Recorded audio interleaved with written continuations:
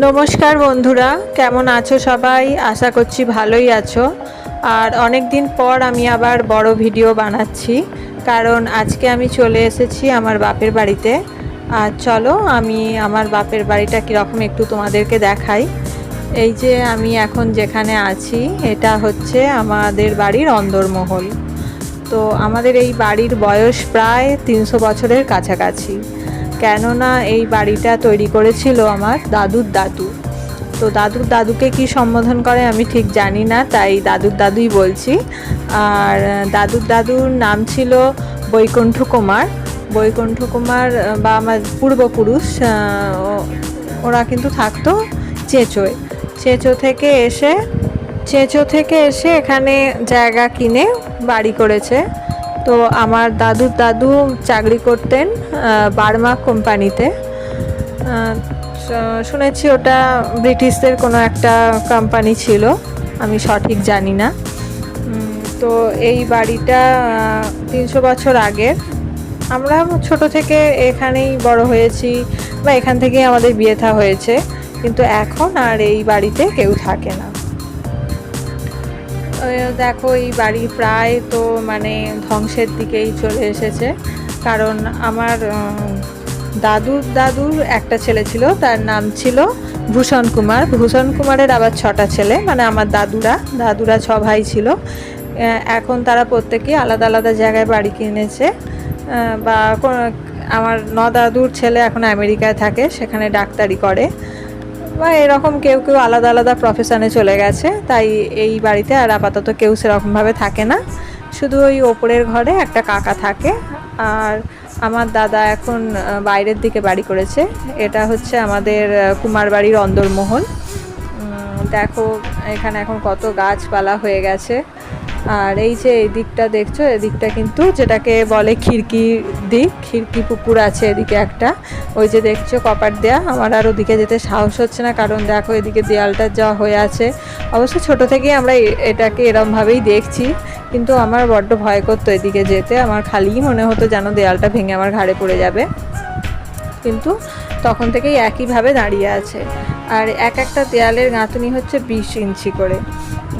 আর আমরা কিন্তু ছোটোবেলায় যে এই ঘরগুলোয় থাকতুম, তখন কিন্তু আমাদের এই এত গরমে বা ঠান্ডায় সেরকমভাবে কিন্তু আমরা কষ্ট পাইনি, কারণ 20 ইঞ্চি গাঁথুনি বলে গরমটাও সেভাবে অনুভব করতে পারিনি, আর ঠান্ডাটাও নয়।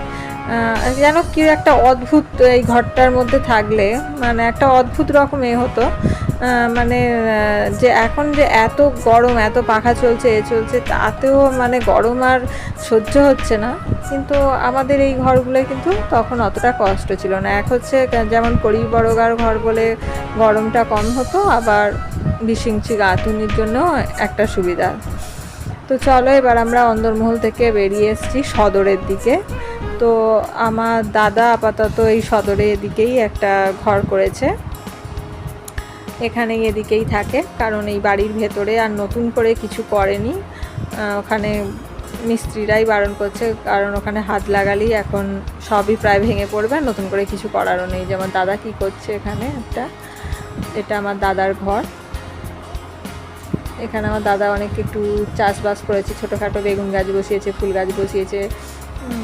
আর এই যে চলো এবার আমরা চলে যাচ্ছি সদরের দিকে, সদর থেকে বেরিয়ে যাচ্ছি।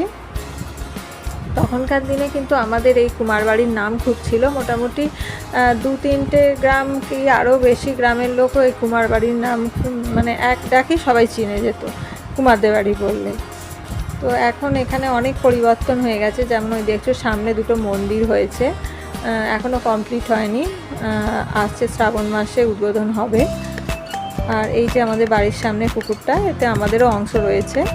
পুকুরটায় অনেক লোক পড়ে যেত বর্ষাকালে, এই যে রাস্তাটায় জল উঠে যেত, যার কারণে অনেক লোক পুকুরে পড়ে যেত বলে ওটা গার্ডওয়াল দিয়ে ঘিরে দেওয়া হয়েছে। আর আমি ভিডিও করতে করতে হঠাৎ একটা আম পড়ার আওয়াজ পেয়েছি, তাই জন্য আমি আবার যাচ্ছি একটু ওইদিকে।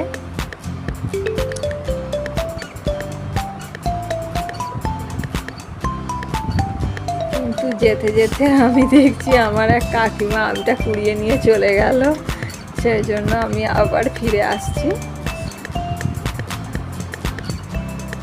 চলো তোমাদের একটু ভালো করে পুকুরটা দেখাই। দেখো কত সুন্দর এইখানে জায়গাটা।